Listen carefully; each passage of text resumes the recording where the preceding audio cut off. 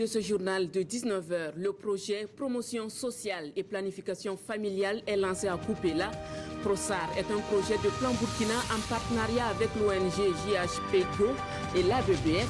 Il entend renforcer la lutte contre les violences basées sur le genre, mais aussi promouvoir la santé de la reproduction et le bien-être des populations.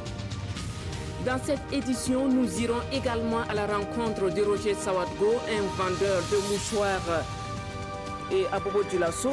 À force de faire le tour des rues pour vendre sa marchandise, Roger s'est forgé une image dans la cité.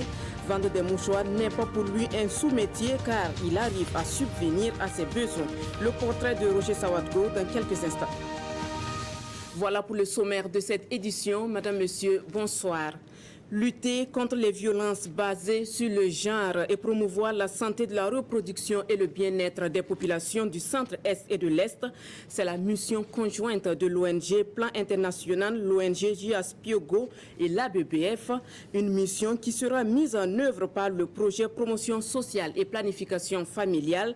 Le projet est lancé ce 28 mai à Koupéla. Le compte rendu avec Presley Thiemtouré et Mahamadi Sawadgo. L'ONG Plan International Burkina s'attaque aux violences basées sur le genre dans les régions de l'Est et du centre-est du Burkina Faso. En partenariat avec d'autres organisations de santé à but non lucratif, elle lance ici les activités du projet Promotion sociale et planification familiale, ensemble pour une meilleure santé des familles, jeunes et adolescents, dénommé PROSAR. Un projet qui entend renforcer l'offre des services de santé et d'état civil dans les centres de formation sanitaire. Il y a une composante planification familiale pour aider les populations à mieux planifier les naissances. Et puis il y a un volet santé de reproduction, donc pour permettre aux jeunes femmes et jeunes filles d'accéder aux services de santé de reproduction pour une meilleure santé de cette population, leur apprendre à gérer leur santé sexuelle et reproductive. Le troisième volet, c'est celui de l'enregistrement des naissances. Il est important que les enfants qui naissent soient enregistrés et leurs actes de naissance pour qu'ils puissent bénéficier de tous les droits qui sont liés à ça. Ce projet à dimension sociale accompagne plus de 160 centres de formation sanitaire et 57 établissements scolaires dans l'amélioration de la santé maternelle et infantile. Au regard donc de la pertinence du projet et de l'impact positif sur la santé de la mère, des adolescents et jeunes et des droits de l'enfant, je salue l'initiative du plan international et j'invite et encourage l'ensemble des acteurs à œuvrer pour la mise en œuvre efficace de ce projet sous le leadership des gouverneurs des deux régions concernées. Prévu pour une durée de 42 mois, le projet est soutenu par l'Union européenne. Son coût global est d'1,7 milliard de francs CFA.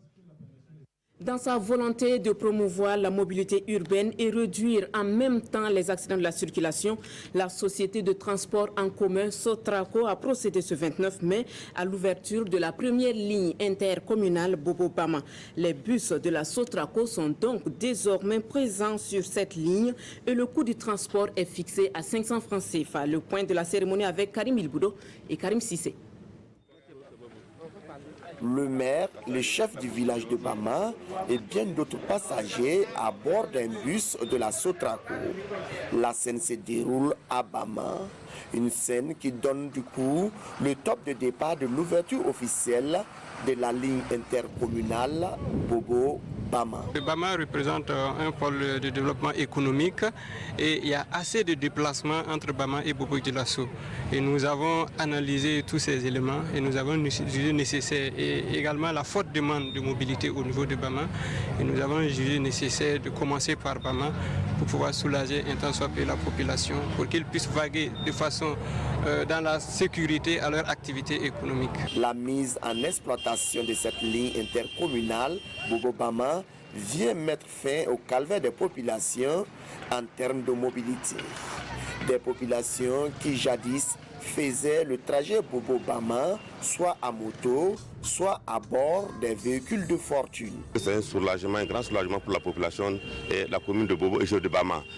Intercommunalité, c'est une première, je crois que dans la province de Oué, qu'on vient quand même de voir que la Sotraco va emprunter en tout cas cette voie, la nationale 9 de Bama à Bobo. Vraiment, nous sommes très contents et très ravis.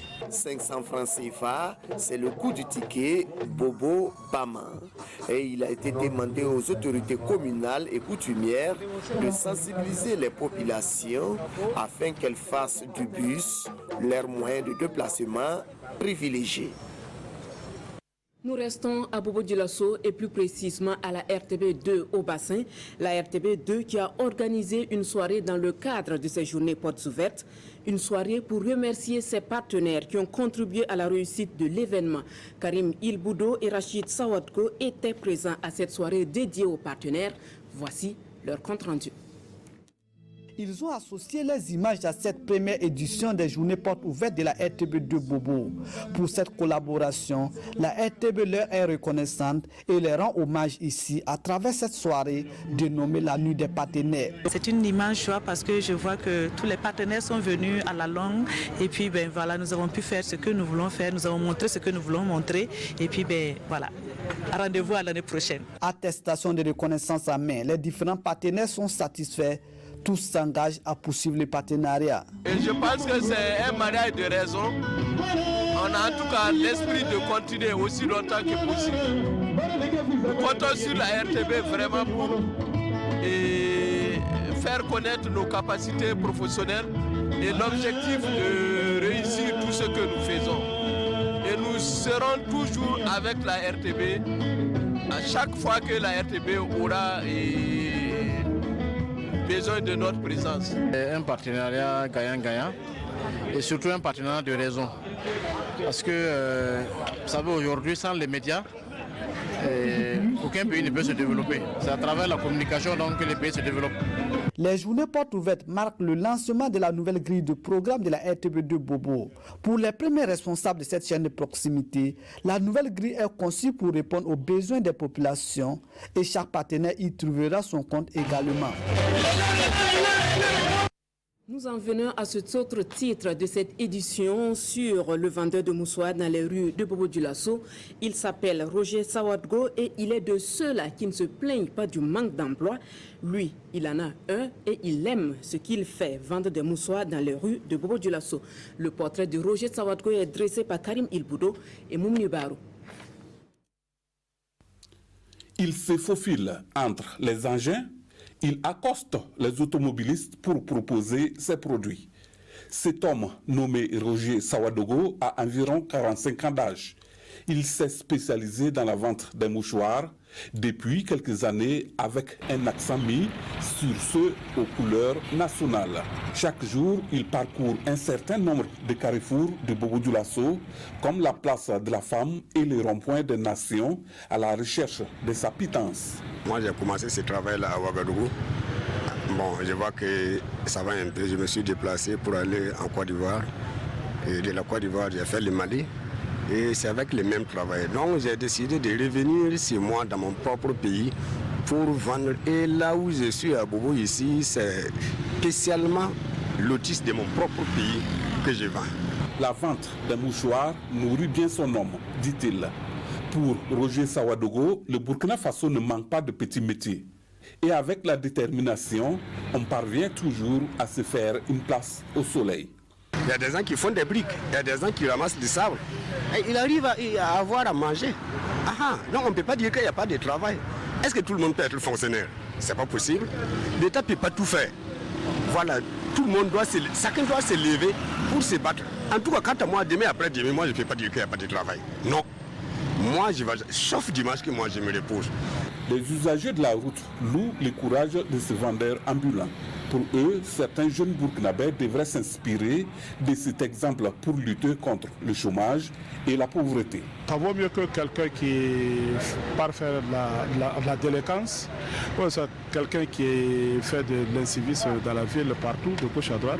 Il cherche aussi son gagne-pain. Donc c'est un type vraiment qui s'en sort. Ça veut dire ça, il contribue au développement du pays. Pas de complexe, Roger Sawadogo mène son activité avec passion. Il invite les jeunes à ne pas céder à la facilité. Si tout le monde travaille, qui va voler pour qui? Donc levez-vous pour se battre, pour ne pas croiser les bras à la maison. Ça, c'est pas bon. Petit à petit, l'oiseau fait son nid, dit-on. Monsieur Sawadogo espère évoluer dans ce domaine et prospérer un jour. Mais en attendant, l'homme arpente les artères de la ville de Sia pour écouler ses produits.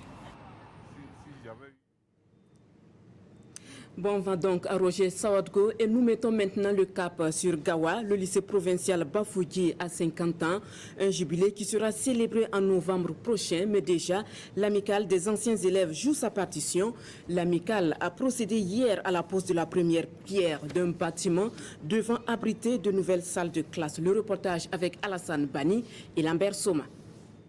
Voici le plan du bâtiment qu'ambitionne construire l'amicale des anciens du lycée provincial Bafouji de Gawa avec l'appui de ses partenaires. Un édifice pouvant supporter plusieurs niveaux avec un objectif de départ de 4 salles de classe au rez-de-chaussée et 4 autres au premier étage.